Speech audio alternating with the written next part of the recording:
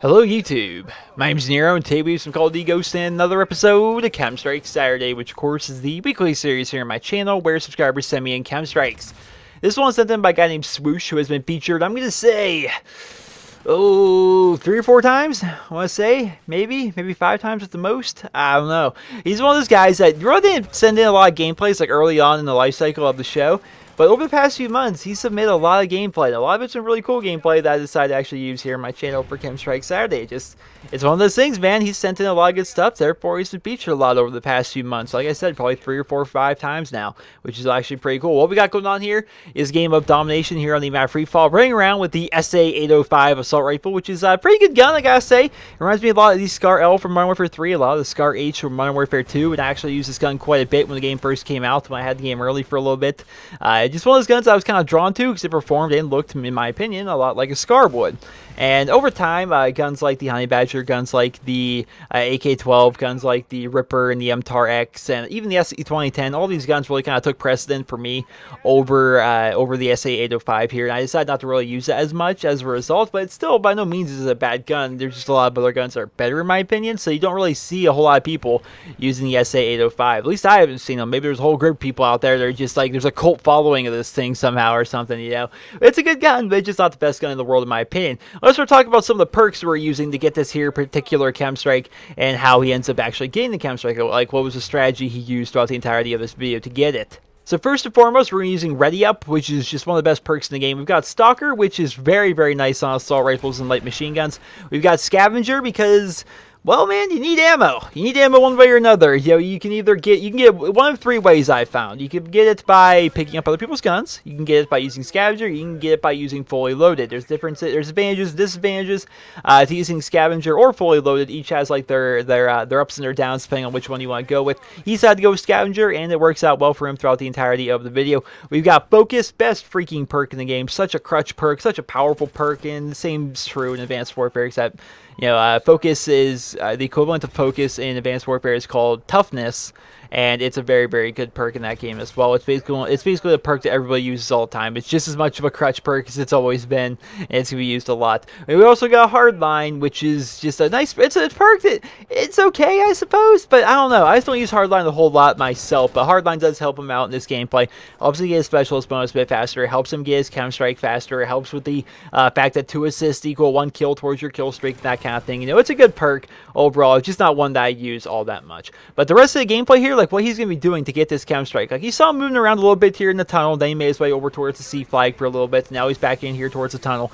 Well, that's about what he's going to do throughout the entirety of the KEM Strike. He's going to kind of sit in this tunnel, he's going to chill out for a bit, and he's going to just take out the rest of the people that he needs to actually acquire himself the KEM Strike, which is the way I got my KEM Strikes. Like, by no means I get a whole lot of KEM Strikes here in Call of Duty Ghosts. I didn't. I only think I got all the way up to 10. I think I got 7 or 8 or something like that. I don't know. I didn't get a whole lot of KEM Strikes, but when I did the same thing when I'm on a good kill streak. And maybe that's the reason I didn't get a ton of KEM Strikes when Ghost came out. I mean, yeah, oh man, like, when I get on a streak, right, like, I realize, like, oh man, I'm on like a 15 kill streak. That's cool. But then once you start getting close to a 20 kill streak, that's when it's like, oh, damn. Like, suddenly you're clammy. You know, you're worried about where you're going to go. You don't want to move around a whole lot. And then stuff like this happens to you where a nade comes in at you, and so does a flashbang or a stun or wherever that was, and something hits you like that. And then you slowly start creep around the corner of the window. Then you start taking shots, and you start running away, and you're like, how did I survive that? And just stuff like this ends up happening when you get on those high kill streaks. A lot of high pressure situations. A lot of things where it's like,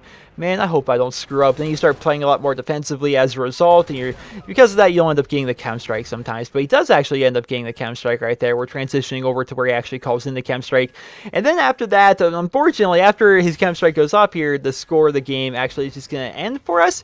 See, he submitted to me the gameplay, but he didn't show the entirety of the gameplay. Like, he showed like the particular life where he got the KEM Strike, then he did like a little transition, to where he called in the KEM Strike, and then we got to see this score. Like, this is the score I got to see, you know, 36-11. It doesn't actually show the final score of the game, but, you know, it's okay. 36-11, that's a decent overall score. It's above a 3 KD. You got the KEM Strike. I think all things considered, that was pretty nice. I think it was pretty nice. Well, I hope you guys all enjoyed this episode of KEM Strike Saturday, and if you did, please be sure to leave a rating where you guys feel the video deserves. And if you guys like to go ahead and check out Swoosh, who, of course, was the player for this episode of KEM Strike Saturday, you can find him over on youtube.com/itsSmegian.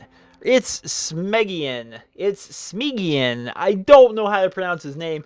Like I said, he's been featured between 3 and 5 times here on KEM Strike Saturday. Not once have I figured out how to pronounce his channel name correctly. Not a single time, which is really a pain. I know he watches the show. I know you watch this show, Smoosh, because every week you continue to submit gameplay for KEM Strike Saturday. Sometimes I use it, sometimes I don't use it, right? So you continue to submit stuff, so that says to me you probably watch the show. So hopefully you catch this video. Hopefully you watch it. And if you do, of course, let everybody know in the comments. Please end our confusion. How do you pronounce your channel name? What does your channel name mean? I've seen entire comment threads of people trying to figure out what it means. A popular theory is that your channel name is actually supposed to be It's Me Again, but you misspelled again. No one knows, man. I thought that could work, but I'm like, then why is there 2 S's in It's? I mean, it doesn't add up to me. I don't know how to pronounce your channel name. It's confusing, but if you get all of that aside, you want to head over to his YouTube channel. You can click the annotation on your screen, or you can go down to, there's a link to his channel down in the video description. You guys can click that as well. Over on his channel, you're going to find a lot of KEM Strikes. Basically, just a ton of KEM Strikes. That's really all there is on his channel. Just lots of KEM Strikes with the occasional Black Ops 2 gameplay tucked in there. He also has like a tour of his gaming setup. If you guys are interested in seeing stuff like that, I know a lot of people like to watch gaming setup videos, and he has a gaming setup video if you guys want to check that out. But aside from that, he has a lot of KEM Strike gameplays. Just tons of those, and I have to say, someone that gets that many KEM Strikes, like, you just do that consistently well in Call of Duty Ghosts, I wonder what kind of crazy gameplays he's going to get in Advanced Warfare. That might be worth subscribing to him just to see that, because if someone can get a lot of KEM Strikes, chances are they're going to get a lot of cool gameplays in Advanced Warfare as well. Although, I gotta say, from experience, you know, skills in Call of Duty Ghosts or Black Ops 2 or anything like that don't necessarily transition over into Advanced Warfare very well. It's definitely a system shock. It's a very hard game to wrap your head around, but still, check out his channel if you guys haven't already. He's got some pretty freaking good gameplay. If you guys like KEM Strike Saturday, you'll like his channel because he has a lot of KEM Strikes. So, hope you guys all enjoyed this episode of KEM Strike Saturday. And if you did, please be sure to leave a rating where you guys feel the video deserves. Hope you guys all have a wonderful day.